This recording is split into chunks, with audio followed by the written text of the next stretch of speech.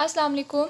आज हम अपनी मैथ्स की किताब 9th क्लास की जो है पीसीटीबी की, जो कि आर्ट्स और साइंस स्टूडेंट्स दोनों बच्चों के लिए है, तो उसका आगाज़ करेंगे। और पहले चैप्टर से जिसका नाम है रियल नंबर्स, तो हम वहाँ से शुरू करेंगे। अच्छा, और एक और चीज़ ये है कि मेरा तरीक़ाकार ये है कि मैं पहले टॉपिक समझाती हूँ और उससे रिलेटेड क्वेश्चंस जो हैं वो साथ साथ समझाती हूँ। सही है? तो मैं पहले रैशनल और इरैशनल का कॉन्सेप्ट समझाऊंगी, उसके बाद क्वेश्चंस करवाऊंगी, एंड फिर नंबर लाइन का, फिर उसके क्वेश्चंस, और ऐसे ही आगे फर्दर मूव करेंगे। ठीक है? तो यहाँ पर मैंने पहले से ही सॉल्व करके रखे हुए हैं और मुझे ये इजी तरीका लगता है कि यार इस तरीके से बंदा समझा ले, कंटिन्यू कर ले। तो टॉपिक नंबर 1 है हमारे पास रैशनल नंबर का। रैशनल नंबर्स को हम हमेशा डिनोट करते हैं किससे? क्यू के साथ। और बड़े की फॉर्म में लिखा हुआ, यानी फ्रैक्शंस की फॉर्म में लिखे हुए जो भी नंबर्स होते हैं हमारे पास, वो क्या होते हैं? रैशनल नंबर्स होते हैं। उनकी कुछ कंडीशंस हैं, और वो क्या है कि आपका न्यूमिनेटर और डिनोमिनेटर, यानी ऊपर वाला हिस्सा और नीचे वाला हिस्सा, दोनों जो है वो कोई ना कोई नंबर्स हो, यानी कोई पॉजिटिव या नेगेटिव नंबर हो, इंटीजर्स से बिलोंग करता हो। ठीक है ना? और इंटीजर्स क्या होते हैं? किसी भी तरह के पॉजिटिव या किसी भी तरह के नेगेटिव नंबर्स जो है इन्फिनिटी तक, सारे के सारे क्या कहलाते हैं? इंटीजर्स, सेट ऑफ इंटीजर्स कहलाते हैं। और दूसरी शर्त इसकी ये है कि जो डिनोमिनेटर है वो कभी भी ज़ीरो नहीं हो, वो ज़ीरो के अलावा कुछ भी हो बट ज़ीरो नहीं हो। ठीक है? तो इन दो शर्तों के साथ ही हमारे पास होते हैं रैशनल नंबर्स। रियल नंबर्स अब क्या होते हैं? Real numbers is the union of rational और इरैशनल नंबर्स। ठीक है ना?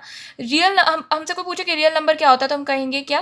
कि रैशनल नंबर और इरैशनल नंबर्स का यूनियन, यानी उनको इकट्ठा कर दें तो हमारे पास रियल नंबर बनेंगे। जितने भी रैशनल नंबर्स हैं और जितने भी इरैशनल नंबर्स हैं, उन सबको इकट्ठा कर दें तो आपके पास क्या आएगा? रियल नंबर का सेट आएगा।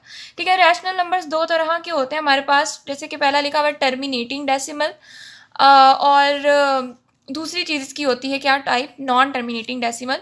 तो और इरैशनल में क्या है? नॉन टर्मिनेटिंग डेसिमल, या उसको बोलते हैं नॉन रिकरिंग डेसिमल। तो सबसे पहले देखते हैं टर्मिनेटिंग डेसिमल क्या होंगे। देखो, कुछ चीज़ें होती हैं जिनका नाम से पता चल जाता है कि यार ये क्या चीज़ है, मतलब कि इसमें क्या हो सकता है। तो टर्मिनेटिंग डेसिमल्स टर्मिनेट हो जाने वाले, यानी रुक जाने वाले, ख़त्म हो जाने वाले एक पॉइंट के बाद, इनको आगे नहीं कंटिन्यू होना। तो finite numbers of digits after the decimal point, decimal point के बाद फाइनाइट नंबर्स ऑफ डिजिट्स, ऐसे डिजिट्स जो ख़त्म हो जाते हैं या काउंटेबल हैं या एक टाइम तक ही चलते हैं सिर्फ, उनको हम क्या कहते हैं? Terminating decimals. 8/25 डिवाइड करो तो 0.32 आ रहा है। 3 और 2 जस्ट दो डिजिट्स हैं इसके बाद, पॉइंट के बाद। इधर पॉइंट के बाद 3, 7, 5 सिर्फ 3 डिजिट्स हैं। तो इसी तरह अगर 4 भी हैं, 10 भी है, लेकिन एटलीस्ट ख़त्म तो हो रहे हैं ना, है ना? इनफाइनाइट तो नहीं है। तो वो हम उसको क्या बोलेंगे कि ये टर्मिनेटिंग डेसिमल है।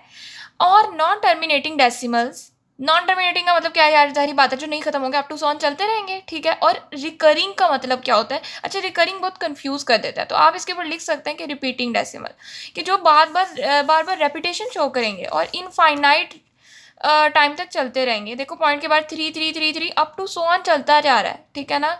कोई इसको रोकने वाला नहीं है। पॉइंट के बाद 1 6 6 6 6, ये भी चलता जाएगा, अप टू सो ऑन ये भी चलता जाएगा। तो ये क्या है? और रेपिटेशन है कि 6 ही रिपीट हो रहा है, ये नहीं कि 6 के बाद 7 आ जाए, 8 आ जाए, तो यार ये चलता ही जा रहा है। और इसी तरह 3 भी क्या है कि 3 3 3 ही है, चलता ही जा रहा है। तो ये हमारे पास क्या है? रेपिटेशन है, रिकरिंग डेसिमल्स हैं, और चूंकि ये चलते जा रहे हैं तो ये नॉन टर्मिनेटिंग डेसिमल्स है। सही हो गया? उसके बाद, और अब इस तरह की जो भी सिचुएशन होती है ना, तो सारी बात है, हम इतने सारे 3 नहीं लिख सकते और ना ही हम इतने सारे 6 लिख सकते हैं। तो हम क्या करते हैं? उसके ऊपर बाहर लगा देते हैं कि पता चल जाए कि जैसे ही आप इसको खोलोगे बार को, तो ये ऐसे अप टू सोन जो है वो फ्लो की तरह चलता जाएगा। यहाँ पे भी 3 के ऊपर बार लगा दी कि पता चल जाए कि यार ये इसको खोलोगे तो ये चलता ही जाएगा। इसी तरह यहाँ पर लिखा हुआ 22/7। ठीक है? तो 22/7 के अंदर ये चक्कर है कि देखो, मैंने ये जानबूझ के एग्जाम्पल लिखी, मैं चाहती तो बस वहाँ पर ही ख़त्म कर देती। बताने का मकसद ये था कि जितने मर्जी रेपिटेशन हो रही है, देखो 1 4 2 8 5 7 यहाँ तक नंबर चला, उसके बाद रेपिटेशन होने लग गई 1 4 2 8 5 7। तो अगर ऐसे ही वक्फे वक्फे से रेपिटेशन होती जाएगी, तो जो रिपीट हो रहा है उसके ऊपर बार लगा देंगे। सही है ना? उसके बाद आ जाते हैं इरेशनल नंबर्स पे। इरेशनल नंबर्स को क्यू डैश से, क्यू के ऊपर छोटी सी डैश होती है, इससे रिप्रेजेंट करते हैं। And can not be expressed in the form of P over Q. Q मतलब कि फ्रैक्शन की फॉर्म में एक्सप्रेस नहीं होते हैं ये। और यहाँ पे ना डेफिनेशन में आप देखेंगे तो आपको पता चलेगा कोशेंट ऑफ इंटीजर्स लिखा हुआ है। कोशेंट ऑफ इंटीजर्स का मतलब है, देखो कोशेंट का मतलब होता है कि दो नंबर्स को डिवाइड करो, जैसे 12/3 करो तो 4 आंसर आया है। ठीक है? रिमाइंडर की बात नहीं कर रही, कोशेंट यानी जो ऊपर डिवीजन में जो हमारे पास ऊपर आंसर आता है ना यहाँ पे, उसकी बात कर रही हूँ। तो वो होगा आपके पास क्वोशंट, ठीक है। और इसने कहा है कि क्वोशंट ऑफ इंटीजर्स की फॉर्म में आप इसको रिप्रेजेंट नहीं कर सकते। जैसे कि 12 डिवाइडेड बाई 3 करो और आंसर आया आपके पास, यानी 12/3। 12/3 ये मैंने क्या लिख दिया, पी ओवर क्यू की फॉर्म में लिख दिया ना। इसका आंसर क्या आया, 4। 4 क्या है, क्वोशंट ऑफ इंटीजर्स 12 एंड 3, इन दो इंटीजर्स का क्वोशंट है। तो यानी इस फॉर्म में आप इसको रिप्रेजेंट नहीं कर सकते। इस फॉर्म की बात नहीं कर रहे हम, इस फॉर्म की बात करें कि पी ओवर क्यू की फॉर्म में इसको नहीं रिप्रेजेंट कर सकते, या तरीकाकार ये नहीं है इसका, ठीक है।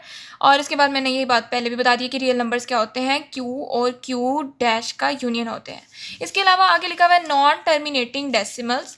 नॉन टर्मिनेटिंग डेसिमल्स हमारे पास, या फिर नॉन रिकरिंग। देखो नॉन टर्मिनेटिंग का मतलब है कि क्या है, चलते तो जाएंगे, कंटिन्यू होंगे इनडेफिनेट टाइम तक, बट नॉन रिकरिंग होंगे, रेपिटेशन नहीं होगी इसके अंदर। जैसे कि पाई की वैल्यू है क्या, इसको पाई बोलते हैं, ठीक है। तो 3.1459265 आगे अप टू सो ऑन, हर नंबर ही डिफरेंट है बट चलता जा रहा है, तो इसको बोलते हैं नॉन रिकरिंग।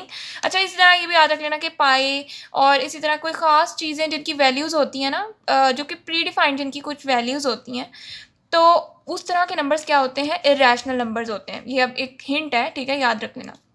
इसी तरह अंडर रूट में जितने भी नंबर्स आप देखोगे वो मोस्टली इरेशनल होते हैं, सिवाय उनके जिनका अंडर रूट खुल के एग्जैक्ट आंसर आ जाता है। जैसे कि अंडर रूट 4 जो है उसका आंसर क्या आता है, डायरेक्ट 2, हमें पता है, ठीक है। तो इस तरह से कोई भी नंबर होगा जिसका एग्जैक्ट आंसर आ जाता है ना, तो उसको छोड़ के, जिस तरह अब इसका है अंडर रूट 7 का कोई आंसर नहीं है, पॉइंट में आंसर आएगा, तो ये क्या होगा, इरेशनल होगा, जबकि ये रैशनल होगा। सही है, इस तरह से याद रख लें। उसके बाद क्वेश्चन नंबर 1 है, फ्रॉम एक्सरसाइज के आइडेंटिफाई करना इन सबको, रैशनल और इरेशनल को। तो देखते हैं इसको। अच्छा जी, अब पहला सवाल है 2.353535, ठीक है। देखो यार, पॉइंट के बाद क्या है, एक ख़ास लिमिट तक चला, गिन भी सकते हो कि यार कितने डिजिट्स हैं, ठीक है, 1 2 3 4 5 6 डिजिट्स हैं, गिन सकते हो। और टर्मिनेट हो गया है ना, यानी ये समझ आए कि टर्मिनेट हो गया, तो यार क्या है, टर्मिनेशन आती ही रैशनल नंबर में, तो मार्क कर दो। बार वाला है, मैंने कहा था जिसका मुंह हमने खोलना है, इसका मतलब ये क्या होगा, रेपिटेशन होगी, इस नंबर के अंदर रेपिटेशन होगी और ये नॉन टर्मिनेटिंग होगा, तो ये रैशनल है। इसी तरह ये अप टू सो ऑन चलता ही चला जा रहा है, चलता ही चला जा रहा है, लेकिन चेक करो 2 3 6 0 6 7 हर नंबर ही डिफरेंट है, तो ये क्या है, नॉन टर्मिनेटिंग तो है क्योंकि ये चलता जा रहा है इंडेफिनिट टाइम के लिए, और ये नॉन रिपीटिंग भी है कि इसमें रेपिटेशन नहीं हो रही है। अंडर रूट वाले जितने भी नंबर से मैंने बोला था, इनको बगैर सोचे समझे आपने क्या करना है, इरेशनल मार्क कर देना है, सिवाय उस कंडीशन के जो मैं पीछे बता चुकी हूँ। इसके अलावा ई है, पाई है, किसी भी ऐसी चीज़ की वैल्यू जो कि प्री डिफाइंड होती है, वो क्या है, इरेशनल है, क्योंकि उसमें मोस्टली जो है ना इतना लंबा नंबर चलता है बिल्कुल इस तरीके से, और क्या कहते हैं, रेपिटेशन भी उसमें जो है वो नहीं होती, तो वो नॉन रिपीटिंग होता है।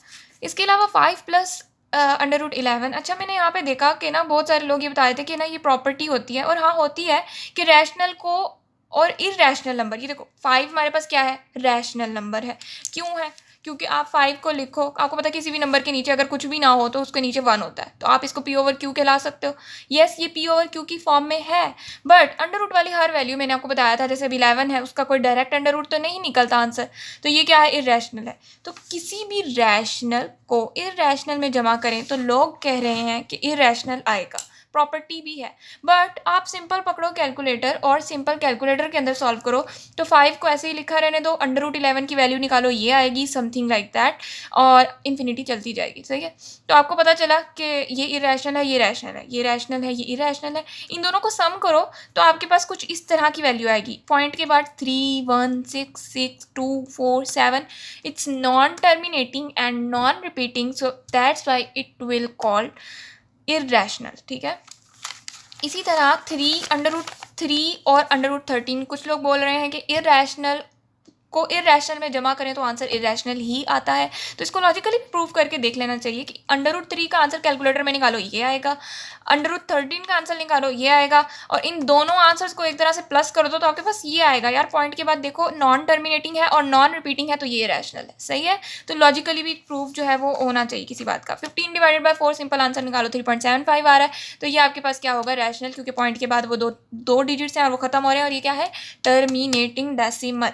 सही है, सेम इसी तरह हमने क्या करना है अब, कि हमारे पास है 2 माइनस, अच्छा ये भी बड़ा मज़े का है एक ना, इसके दो मेथड्स हैं, मैंने यहाँ पे मार्क किए भी हुए हैं कि इसके दो मेथड्स हैं। सिंपल क्या करो, 2 लिखो, ठीक है, अंडर रूट 2 की वैल्यू लिखो माइनस डाल के, सही। फिर मल्टीप्लिकेशन का साइन डालो बिल्कुल ऐसे ही जिस तरह ये लिखा हुआ है, फिर 2 लिखो प्लस अंडर रूट 2 की वैल्यू निकाल के लिखो, ये आती है। अब क्या करना है, 2 में से ये वाली डिजिट माइनस करो, ये आ गया, 2 में ये वाला डिजिट प्लस करो, ये आ गया। सिंपल, कैलकुलेटर से करना है ये साथ साथ। अब इन दोनों को मल्टीप्लाई कर दो, बस यार नंबर्स को ख़राब ना करना, इन दोनों को मल्टीप्लाई कर दो और आंसर क्या आएगा आपके पास 2। लेकिन इस मेथड में जो है ना हल्का फुल्का गलती का चांस है कि हम कैसे एग्जैक्ट नंबर कॉपी करेंगे और मसला मसला हो जाएगा। तो 2 आपके पास जब आएगा तो आपको पता है वो यार रैशनल नंबर होता है, सही है। इसलिए इसका मेथड नंबर 2 देखते हैं कि आप लोगों को पता है, सब बच्चों को पता है, साइंस वालों को भी पता है और आर्ट्स वालों को भी पता है कि एक फॉर्मूला होता है A square minus B square is equal to A plus B और मल्टीप्लाई ए माइनस बी, सही है। तो इस फॉर्मूले के अंदर हम मार्क कर लेते हैं इस क्वेश्चन के अंदर कि ए वाली वैल्यू है क्या 2 और अंडर रूट वाली जो वैल्यू है उसको बोल दो बी है, ये बी के इक्वल है, सही है। ये वाली चीज़ लिखो, हमने असल में करना क्या है, इस वाली चीज़ से ये वाली चीज़ बनानी है। हमारे पास फॉर्म दी हुई है ए प्लस बी ए माइनस बी बनी हुई है। अब आपने क्या करना है, सिंपल ए का स्क्वायर कर दो, ए का स्क्वायर कर दिया, माइनस डाल के माइनस फार्मूले वाला बी का स्क्वायर कर दिया, और जब आपको पता है कि 2 का स्क्वायर क्या होता है 4 माइनस लिख दिया, और ये इससे कट जाता है, स्क्वायर हमेशा अंडर रूट से कट जाता है, -2 आ गया इज इक्वल्स टू 2।